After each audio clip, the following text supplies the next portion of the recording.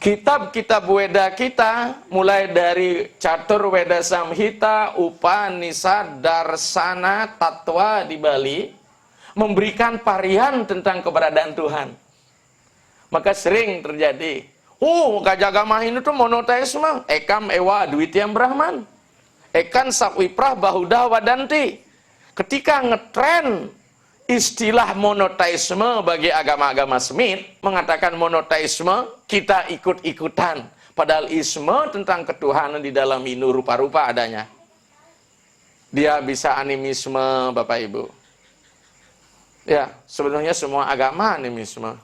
Percaya adanya roh. Hanya masalahnya kita, roh itu kita apa? Bukan untuk dibenci, tapi harus dimuliakan. Tersebar di mana-mana, sampai nggak tahu kita roh itu namanya siapa. Maka orang Bali ngatur orang Banten sampai song sombah, itu pembuangan dari rumah ke got itu sombah namanya. Atau yang canang gitu. Sampai nggak ngerti Betara siapa nih. Doanya Ratu Betara Siri Jemeling Idriki itu. Boleh nggak? Boleh. Kenapa? Tuhan nggak punya akte kelahiran.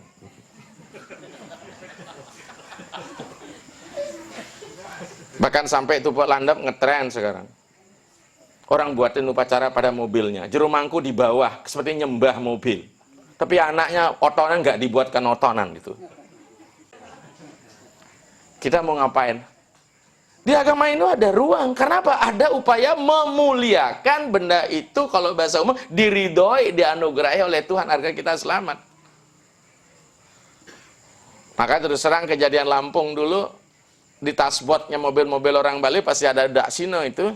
Tapi setelah kejadian nggak berani orang isi. Karena identitas orang Bali kan ngiring betara milah. Sampai sak kamar-kamarnya ada betara. Ibu dan bapak ada pelangkiran nggak di rumah?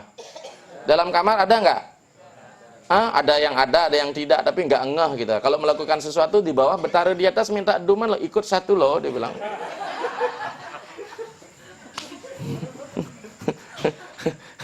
Saya dengan mahasiswa saya di kampus ketika, kok kos nggak di sini? Iya Pak. Ada pelangkiranmu? Ada. Ketika kau ngajak pacarmu ke ruang, apa kau berpikir ada Tuhan di atas? Itu Pak, saya lupa. Coba ingat. Ingat, orang bilang. Ada Tuhan. Itu menghadirkan Tuhan di mana-mana. Bagaimana monoteisme tinggal di langit ketujuh?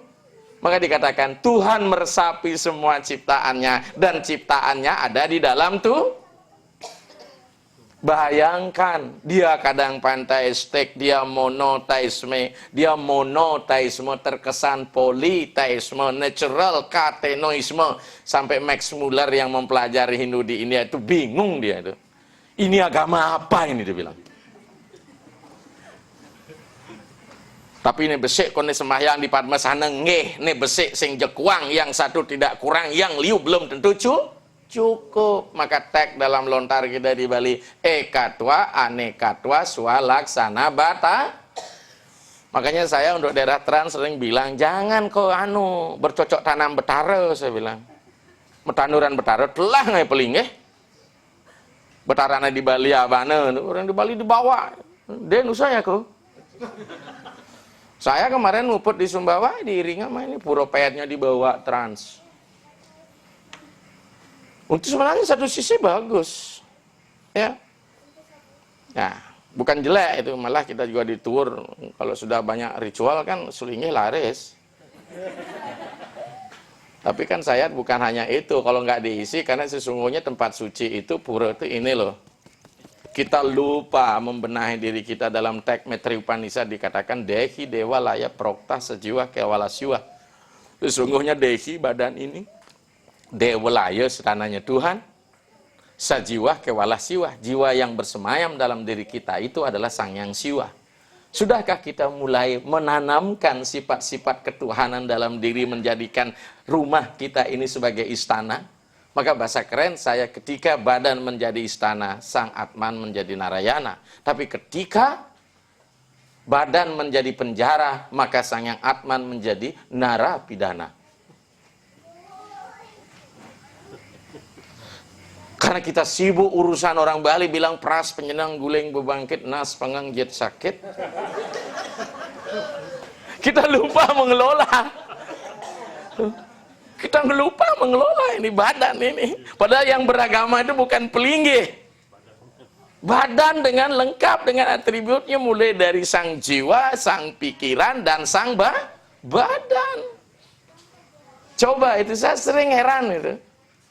Yang lebih banyak kita upacarakan badan kita ini. Maka kalau karya ngedeglingnya pakaian seragam semua, beli brosnya sama semua, setelan kebayanya sama semua. Seperti orang Bali bilang tuh ngempuk celeng-celengan, rebondingnya sama semua.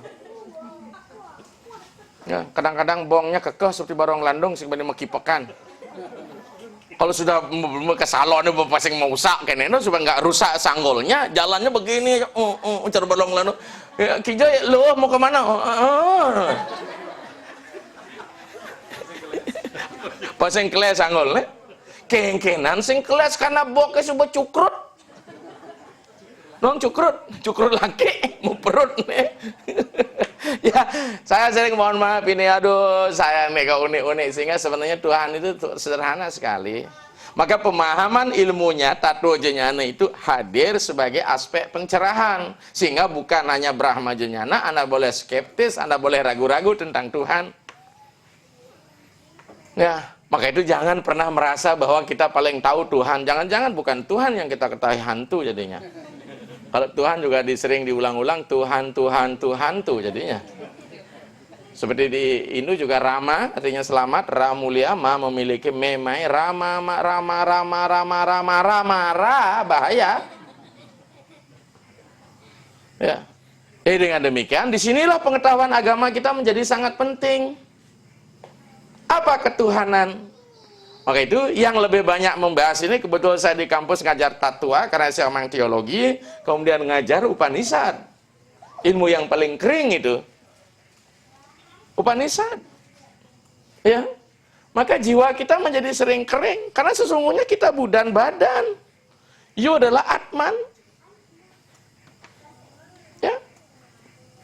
Makanya kalau sudah sifat-sifat Atman, dia maha kasih, cinta kasih. Tapi kenyataannya karena aspek kognitifnya kurang, rasionalnya kurang, kita lebih banyak beragama ke aspek bakti di Bali, tidak jnana nih. Akhirnya apa? Emosi menjadi sangat tinggi. Karena dalam aspek agama itu ada 3 Pak, aspek kejiwaan kita. Aspek emosi, aspek kognisi, aspek intuisi. Kalau psikologi murni cuma 2, emosi dan kognisi. Tapi karena kita bicara tentang ketuhanan, ada intuisi. Yang disebut dengan super. Ya, pengetahuan istilahnya apa? Parawidya. Parawidya tertinggi, widya, apara widya. Ini tidak struktur agama ini, walaupun sebenarnya agama pertama itu hiperstruktur lah, keyakinan pertama. Tapi bagaimana mengelola keyakinan ini agar sehat, Bapak Ibu, disitulah pentingnya rasionalisasi di wilayah agama. Tapi kalau semua direalisasikan, kalau kita mengartikan sebagai satu pembuktian empiris, kita tidak akan pernah ketemu Tuhan. Tapi dialog yang dibangun oleh Resi, sang murid Udalaka dengan Swetaketu dalam Candoga Upanishad, di mana seorang sisya bertanya pada gurunya, bagaimana cara mengetahui Tuhan, guru? Kau ambil air 1 baskom, ya, kemudian kau ambil segenggam garam, kau masukkan garam itu ke baskom yang berisi air, kemudian aduk-aduk sehingga larut, kemudian kau cicipi di setiap air yang ada di permukaannya, di tengahnya, ataupun di dasarnya. Betul dilakukan, kemudian cicipi. Apa rasanya? Asin. Begitu juga Tuhan. Dia meresapi kehidupan ini. Maka kalau kita menyadari bahwa Tuhan meresapi bagi semua kehidupan, sarwa prani itangkara, ya, kapan kita bisa meresapi Tuhan memasuki semua alam semesta ini ketika kita telah mengeliminasi, meminimalisir ego-ego sektoral kita. Jangan pernah menjadi manusia paling, orang Sulawesi bilang jangan kotor lalu. Orang Timur bilang jangan kotor lalu. Orang Bali bilang jangan kotor lah. Ada O, ada E, ada E. Kenapa Bapak Ibu? Saya 10 tahun di Sulawesi. Ya, ketemu Bugis biasa, orang Buton biasa, maka antara Bugis dan Buton itu lewat satu langkah, tidak sampai satu langkah. Orang Buton mau ke Ambon, tidak sampai ke Ambo. Orang Selatan, Bugis bilang lewat satu, bukan ke Ambon, tapi ke Ambong. Yang paling lucu lagi, kau simpan uang di ban, tapi bank motormu kempes, gitu dia.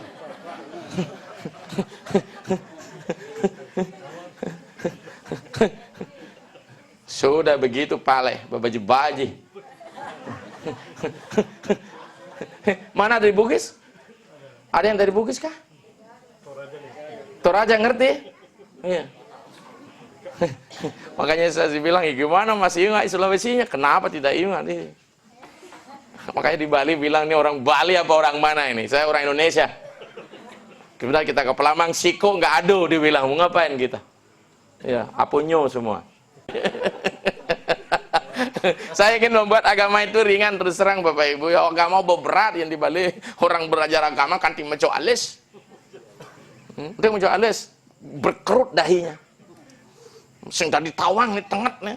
Saya aja sebagai pendeta umur 40, sudah pendeta 40, bempat jeta ketua. Artinya sudah ada mindset kita. Saya bilang kalau pantaku tidak ada lubangnya, besok pagi keluar dari mana itu, saya bilang. 10 tahun saya sudah jadi pendeta dari umur 40 lebih sedikit. Ini termasuk saya sudah potong semua keinginan. Coba kalau 40 karir kan masih hebat itu. Dosen lagi. Ya kita lanjut. Disinilah pemahaman tentang ketuhanan Brahma Widya jadi penting. Ya, sehingga dengan demikian ada kasus. Saya punya teman di Sulawesi kemarin ketika dia pulang. Di Sulawesi sudah biasa sembahyang sekali saja di Padmasana. Diajak ke pulang ke Bali, katanya Tuhan satu Pak. Setiap galungan ajak ke Bali, keliling beri kayangan 3 sembahyang, katanya Tuhan satu, capek nih. Sapari galungan nih. Memangnya berbeda betara di Sulawesi dengan di Bali, gimana nih Pak? Mak Rostilah sengidang mesaut. Orang Jawa bilang, piye to Pak? Ora roh gitu. Nunut gamani kulo, piye to? Udah ditarik. Orang menpait bangkong, nak kau ngenyak kedang. Iya kan? Pejantannya mau ditarik. Jadi pengetahuan itu jadi penting. Karena kenapa? Agama agriculture, pembagian tentang agama sudah dibagi habis oleh sistem-sistem yang berlaku. Yang tahu agama apa? Pendeta, sulinggir, jero mangku, umatnya cukup menek limau. Nak kepelih mantran mangku, mau bener mau salah nggak tahu, turun gitu. Coba kalau di Jawa saya dengar kalau umat ke Jawa Timur, mangku, ngeleneng, berdoa, umat ikut gelur-gelur. Bahkan ada yang interupsi kalau mantranya salah, salah Romo mangku gitu dia.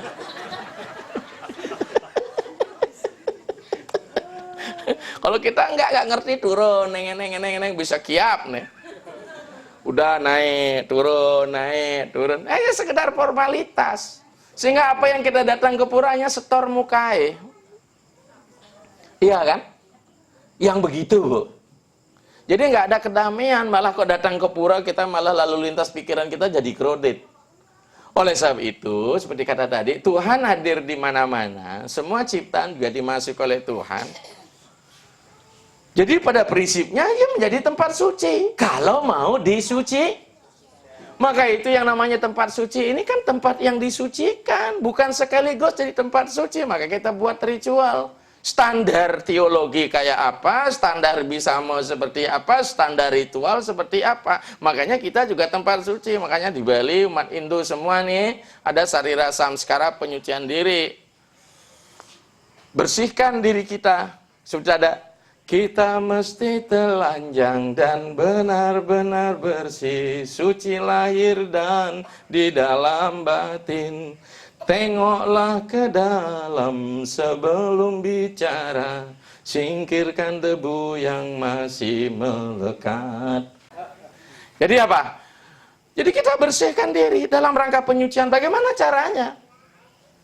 Salah satu puja trisan dia sudah luar biasa cara penyucian diri. Maka saya katakan ibu yang di luar daerah, kalau nggak bisa buat sesajen pakai begini, apel, buah diisi bunga, udah. Patram puspam palam toyam yome bakti prayas jati tat aham bakti pahripa asnani prayatat manah. Ya, silahkan mau buah yang enak, karena ini ya. Kemarin juga di Jayapura, kelihatan ini penampakan, kan biasa itu, kalau sudah penampakan itu mistis, magis agama itu. Apalagi di Bali kalau sudah bisa ngeliat, dia bisa ngereras makanya. Iya nggak? Masa nyamuk, ada salah satu yang dari Serui itu diambil sama Pak Polisi ya deh. Siska ya. Mudah-mudahan didengar nanti dari wacana, saya salut dia sempat ke geria ke rumah. Curi ngecaru domat lengah neraka. Orang nandeng caru mone urip nih sing kena sing teko buta kalau itu deh. Wong saya juga di Bali biasa ngantap caru vegetarian kok. Tahu caru vegetarian? Nggak pakai daging. Kalau yang punya gawe itu vegetarian, ya carunya vegetarian. Saya sering kok muput daerah Sanur carunya vegetarian. Bisa nggak diganti? Bisa. Daging itu diganti apa? Diganti dengan jahe. Makanya kita ngatur sego, orang Jawa itu sego, nasi segehan itu, iki tanda saja nira sego, miwak, bawang, yo wes toh. Itulah sacrifice pengorbanan. Dengan membuat segohan, nasi, suguhan itu udah ritual yang paling sederhana. Maka ibu tuh jangan pangling loh. Kita harus berani memberikan roh. Kalau tidak kuat teologi, pasti tidak berani memberikan solusi yang kecil. Nak sebegini dapat mang begini diwarisi nyan bani, nyan sing bani ya. Maka saya itu sekarang apa? Keraguan-raguan dalam diri, ego kita sektornya lepaskan seperti kata tadi, supaya kita menghargai semua makhluk ajaran cinta kasih. Bukankah sesungguhnya alam ini adalah merespon pancaran gelombang-gelombang pikiran kita? Percaya atau tidak, Bu? Penelitian Dr. Hakimoto dari Jepang tentang air yang didoakan akan membentuk molekul-molekul yang beraturan. Tapi kalau pikiran kita kacau, kopuro itu macam-macam, karena dalam Bhagavad Gita dijelaskan ada 4 orang memuja Tuhan yang baik hati. Teks mengatakan catur weda bajan timam jana sukirno arjuna arta arti jenyasuh jenyanica berata sabah. Ada 4 tipe orang yang baik hati arta. Orang yang sakit. Arta-hartih yang mengejar kekayaan, jinyasuh orang yang mengejar pangkat, jabatan, maka kalau menjelang Pileg, Pilbub, rajin puro dikunjungi. Nyumbang gong juga, nih kan nggak jadi pejabat, tarik gongnya lagi.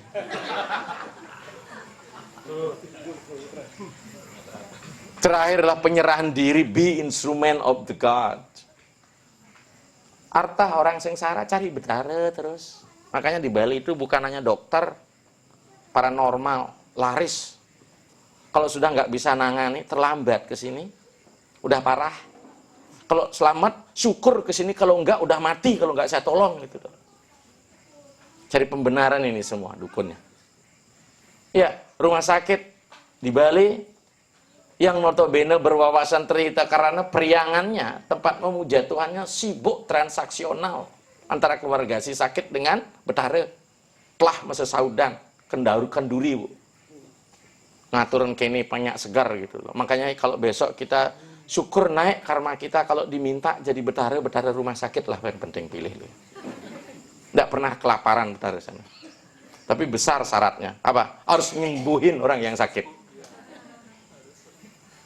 Yang kedua, orang yang mengejar harta pasti, makanya di Bali pasar itu luar biasa melanting itu. Ya, siapa pernah ke Bali kalau masuk survei di Pasar Badung, Bu? Orang saya dulu masih remaja, orang masih muda, tuh sering ke pasar, kok. Sekarang aja sulingnya nggak boleh ke pasar. Tapi kalau ke showroom boleh beli mobil. Pasar nggak boleh, beli cabai nggak boleh, Bu. Tapi kalau beli mobil boleh.